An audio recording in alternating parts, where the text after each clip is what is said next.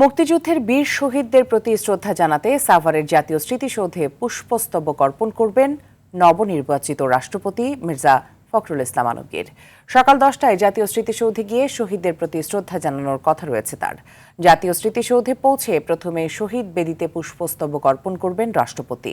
পরে মুক্তিযুদ্ধের বীর শহীদদের স্মৃতির প্রতি সম্মান জানিয়ে কিছুক্ষণ নীরবে দাঁড়িয়ে থাকবেন তিনি।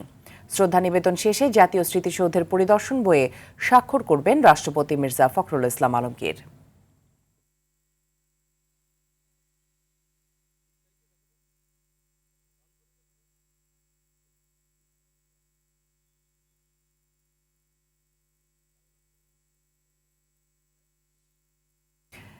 এ বিষয়ে বিস্তারিত জানাতে সাভার স্মৃতিসৌধ থেকে সরাসরি যুক্ত হচ্ছেন সহকর্মী শামীম চৌধুরী। শামীম, শ্রদ্ধা জানাতে স্মৃতিসৌধে রাষ্ট্রপতি পৌঁছেছেন কিনা জানাবেন।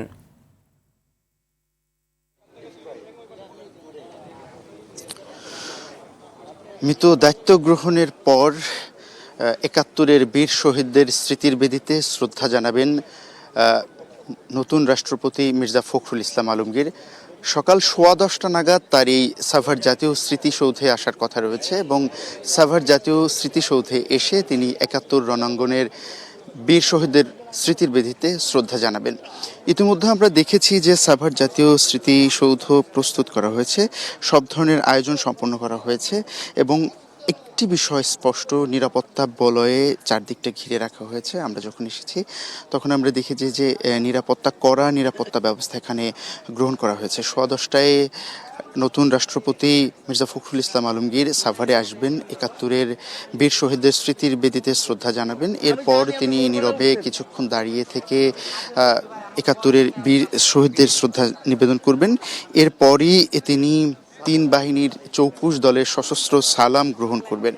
এরপর তিনি এই সাভার জাতীয় স্মৃতিসৌধ প্রাঙ্গণে রাখা দর্শনার্থী বইয়ে স্বাক্ষর করবেন। এরপর রাষ্ট্রপতির চলে যাওয়ার কথা রয়েছে বঙ্গভবনে। সেখানে এই দিনের কার্যসূচি অর্থাৎ প্রথম কার্যসূচি শেষে রাষ্ট্রীয় কার্যসূচিতে তার অংশগ্রহণ করার কথা প্রথম দিনের মতো, এটাই আমরা জানতে পেরেছি। এর আগে জানেন যে গতকালকে সন্ধ্যে 7:30টার সময় বঙ্গভবনের দরবার হলে প্রায় 1200 আমন্ত্রিত অতিথি ছিল। তার মধ্যে শপথ গ্রহণ করেন নতুন রাষ্ট্রপতি মির্জা ফখরুল ইসলাম আলমগীর এবং তাকে শপথ পড়ান ভারপ্রাপ্ত স্পিকার কায়সার কামাল। আপনি জানেন যে দীর্ঘ ৩৫ বছর পর বাংলাদেশে সংসদ সদস্যদের ভোট হয়েছে এবং সেই ভোটে মির্জা ফখরুল ইসলাম আলমগীর রাষ্ট্রপতি হিসেবে নির্বাচিত হয়েছেন। তিনি অনেক ভোট পেয়েছেন, অর্থাৎ 255টি ভোট পেয়ে তিনি রাষ্ট্রপতি পদে নির্বাচিত হয়েছেন। মির্জা ফখরুল ইসলাম আলমগীর দেশের একজন প্রথিতযশা রাজনীতিবিদ। তিনি দীর্ঘদিন বিএনপির মহাসচিব ছিলেন এবং এর আগে তিনি বিএনপির ভারপ্রাপ্ত মহাসচিবের দায়িত্ব পালন করেছেন, অর্থাৎ 2016 সালের জাতীয় কাউন্সিলের আগে পর্যন্ত তিনি বিএনপির ভারপ্রাপ্ত মহাসচিবের দায়িত্ব পালন করেছেন।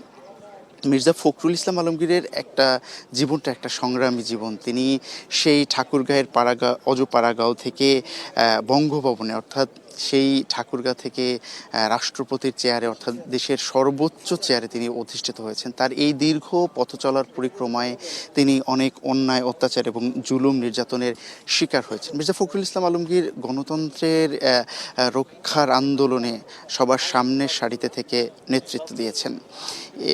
এরই ফলস্বরূপ বলা যায় এক প্রকার যে তিনি দেশের সর্বোচ্চ যে আসন, দেশের রাষ্ট্রপ্রধানের আসন অর্থাৎ রাষ্ট্রপতির চেয়ারে অধিষ্ঠিত হয়েছেন। আজকে তার প্রথম কার্যদিবস রাষ্ট্রপতি হিসেবে দায়িত্ব গ্রহণের পর। এরপর তিনি এই প্রথম কার্যদিবসে এই সাভার জাতীয় স্মৃতিসৌধে আসবেন এবং তিনি নিজেও একজন মুক্তিযোদ্ধা। তিনি ৭১-এর বীর শহীদদের স্মৃতির বেদিতে শ্রদ্ধা জানাবেন এবং এখান থেকে তার বঙ্গভবনে চলে যাওয়ার কথা রয়েছে। রাষ্ট্রীয় কাজে তিনি আজকে থেকেই। শামীম, অসংখ্য ধন্যবাদ আপনাকে। প্রয়োজনে আবার আপনার সাথে যোগাযোগ করব।